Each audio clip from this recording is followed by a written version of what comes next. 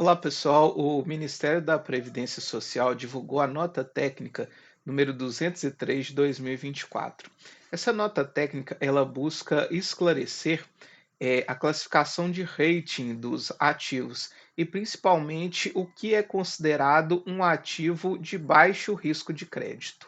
Falando um pouco em relação à legislação, tanto a resolução do CMN 4.963 de 2021 tanto quanto a Portaria 1467 de 2022 do então Ministério da Previdência Social e Trabalho, hoje Ministério da Previdência Social, elas ressaltam que a segurança dos recursos é um dos pilares essenciais para a nossa aplicação de recursos. Além disso, a gente precisa observar também outros critérios, como a rentabilidade, solvência e a liquidez dos ativos nos quais nós estamos investindo. Ainda falando da resolução do Conselho Monetário Nacional, lá no seu artigo 7º, ela ressalta que a gente pode investir em ativos de crédito privado, mas esses ativos precisam ser considerados de baixo risco de crédito. Mas, afinal de contas, o que seriam esses ativos de baixo risco de crédito? Além disso, ela ressalta também, né, lá no artigo 27, que mesmo que em algum momento esses ativos deixem de ser considerados de baixo risco de crédito, a gente tem um prazo de até 180 dias para alterar essas aplicações, né, no caso de desenquadramento passivo. A gente viu isso acontecer principalmente no caso das lojas americanas, né, que a partir do momento que entrou com a recuperação judicial das lojas americanas, aqueles ativos que até então eram considerados de baixo risco de crédito deixaram de ser considerados. A nota técnica fala do papel das agências classificadoras de risco ou agências de classificação de rating. Essas agências, mesmo sendo agências de padrão internacional, para serem adotadas aqui no Brasil, elas precisam estar cadastradas junto à CVM, que é a nossa classificação, que é a nossa Comissão de Valores Mobiliários. Essas agências geralmente têm uma escala de classificação de crédito que vai lá desde o crédito AAA, que são os ativos de mais baixo de risco de crédito, até o risco D, que seria o mais alto risco de crédito. Essas agências são de padrão internacional, as principais delas são, né, dos Estados Unidos e elas relatam aí, elas classificam os ativos de acordo com o grau de investimento, né, quais são os melhores investimentos e quais seriam os piores. A nota técnica ressalta que essa classificação de rate não é nenhuma sugestão ou orientação para aplicação, mas, acima de tudo, é simplesmente uma classificação que cada agência adota. Apesar disso, essas agências não possuem uma padronização na classificação ou quais critérios cada agência utiliza. Cada agência tem a sua própria classificação. E geralmente a gente tem a classificação em nível nacional, a escala de risco em nível nacional e nível internacional. Portanto, essa nota técnica ressalta que, para ser considerado um ativo de baixo risco de crédito, é fundamental que a agência de classificação atribua uma nota que demonstre a capacidade desse emissor de pagar as suas dívidas.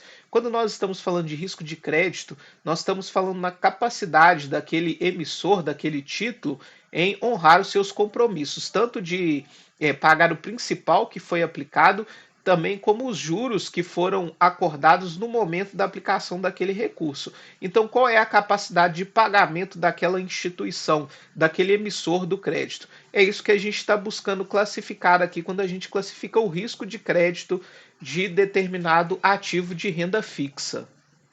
Portanto, a conclusão dessa nota técnica, ela vem para orientar e subsidiar os gestores dos regimes próprios em relação à aplicação dos recursos, principalmente quando essa aplicação acontece em relação ao crédito privado, seja através do crédito direto de instituições financeiras, que a resolução CVM 4963 permite que a gente faça essa aplicação até 20% do nosso patrimônio líquido, ou seja, através dos fundos de investimento que aplicam em crédito privado.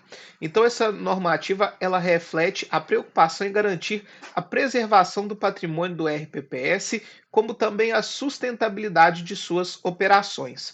Ela ressalta que essa avaliação do risco de crédito, ela não pode ser feita apenas no momento da aplicação dos recursos, mas ao longo de todo o tempo que o RPPS manter esse recurso em carteira, seja de forma direta ou seja através de um fundo de investimento, ele precisa acompanhar a classificação de risco. E uma forma de fazer essa classificação de risco é através das notas atribuídas pelas agências de classificação de risco. No entanto, é importante ressaltar que, pelo fato de cada agência ter uma metodologia diferente, a gente não pode olhar apenas a classificação de uma agência de risco, mas que a gente deve olhar aí de todas as que estão disponíveis no mercado. Além disso, não basta a gente usar só a nota de risco de crédito. Precisam também ser realizadas análises próprias por cada regime próprio. Além disso, atribuir critérios quantitativos e qualitativos em relação a esse crédito que a gente está aplicando. Além disso, o RPPS precisa aplicar outras políticas de proteção do seu patrimônio, como a diversificação da carteira, monitoramento constantes dos seus ativos e a implementação de políticas de controle interno e compliance. Para além também de só as notas de classificação de risco, é preciso olhar também a instituição que está emitindo aquele crédito, para saber qual que é a solidez daquela instituição e como que ela, né, a sua capacidade de pagamento.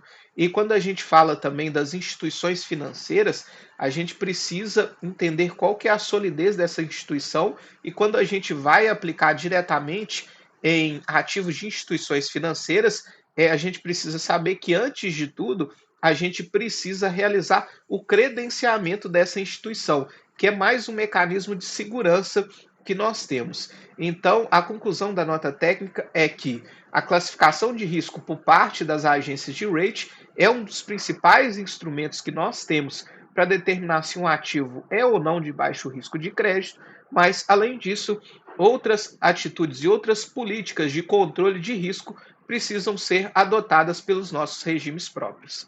E aí, ficou alguma dúvida? Não deixe de postar aqui nos nossos comentários. Muito obrigado e até o nosso próximo vídeo.